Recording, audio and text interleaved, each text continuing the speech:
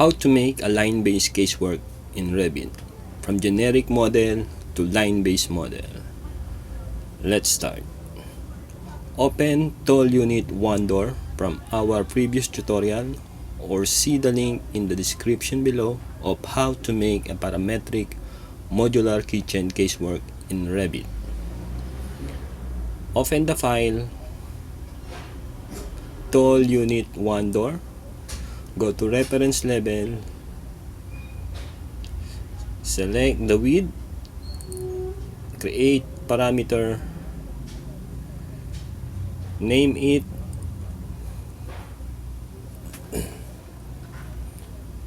Tool Unit Width,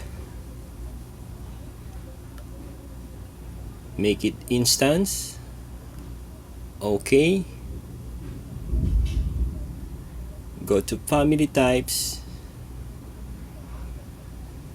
select the door width, edit parameters, make it instance, select the pull handle, edit parameters, make it instance, okay. Door width, go to formula, change it to Tool Unit with -6 mm. Apply. Pull handle width, change the formula to Tool Unit with -100 mm. Apply. Then change the width to 0 and the height to 0. Apply. Okay. Go to 3D.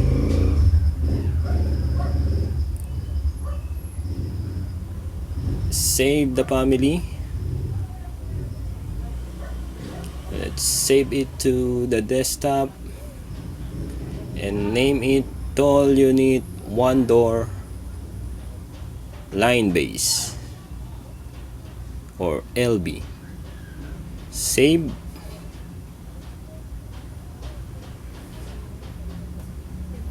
Then go to file, open a new family, select the generic model line base, open. Okay, go back to the Tool Unit family, load into the project, select family 1. Okay, insert, pick, align, select this reference plane, select the back of the unit, lock, select this reference plane, select the side surface, lock, select this reference plane, select this side surface, and lock. Next, select the tool unit, go to edit type. Now let's map all the parameters. Top trim finish, create new parameter, name it top trim finish. Okay. Module finish, pick the button, create new parameter, type module finish. Okay. Next, door finish, create new parameter, type door finish. Okay. Next, pull handle finish, create new parameter, type pull handle finish. Okay. Next, base finish, create new parameter, type base finish. Okay. Next, depth, pick the button, create new parameter, type depth. Okay. Okay. Next, shelf depth. Pick the button. Create new parameter. Type shelf depth. Okay. Okay. Next, top trim height. Create new parameter. Type top trim height. Okay. Okay. Next, base module finish. Pick the button. Create new parameter. Type base module height. Okay. Okay. Next, base height. Create new parameter. Type base height. Okay. Okay. Next, base offset. Create new parameter. Type base offset. Okay. Okay. Next, top trim on off. Pick the button. Create new parameter. Type top trim on off. Okay. Okay. Next, door on off. Create new parameter. Type door on and off. Okay. Okay. Next, module on off. Create new parameter. Type module on off. Okay. Okay. Next, base on off. Create new parameter. Type base on off.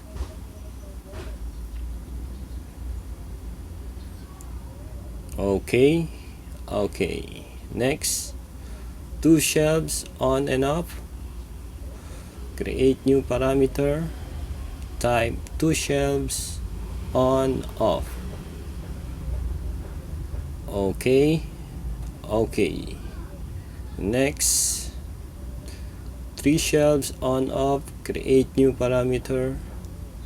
Type three shelves on off. Okay. Okay.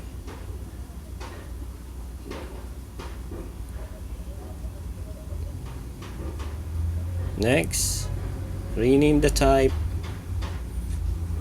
Delete the width 60, W60. Okay.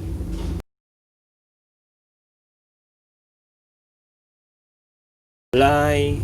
Okay. Next, go to family category and select the casework. Okay. Then go to 3D. Let's select realistic.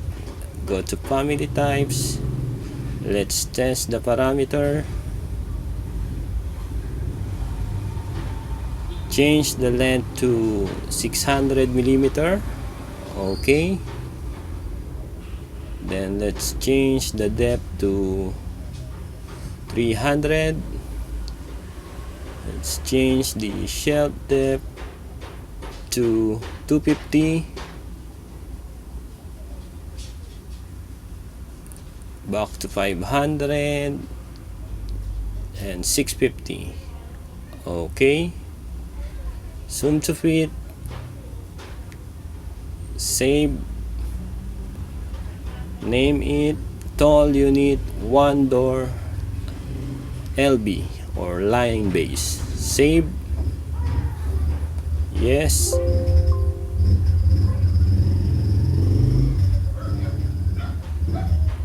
Then load into the project.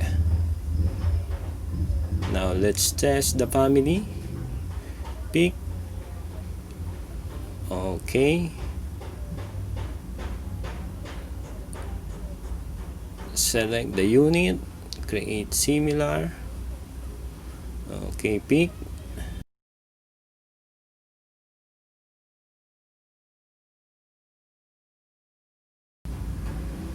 Then pick.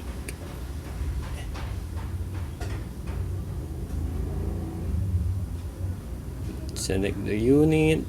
Let's create one more. Create similar. Pick. Then pick. Okay. Let's try one more. A series of line-based component. Okay, make sure you check the chain.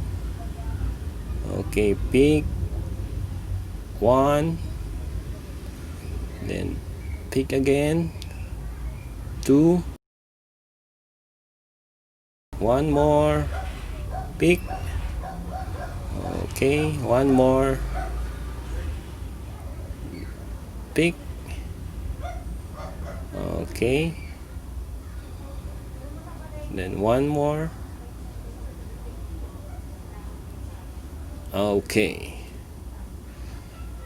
let's select this unit.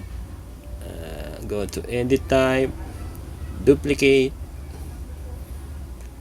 Okay, now let's turn up the door and the two shelves. Okay, let's check. Okay, now select this one, edit type, duplicate.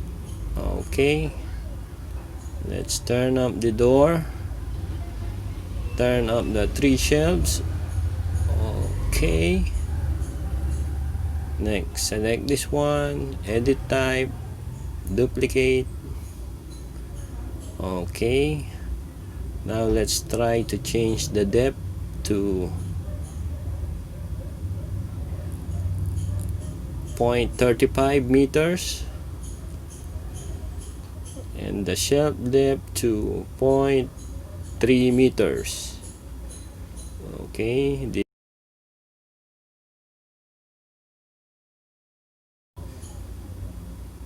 okay, uncheck door and two shelves.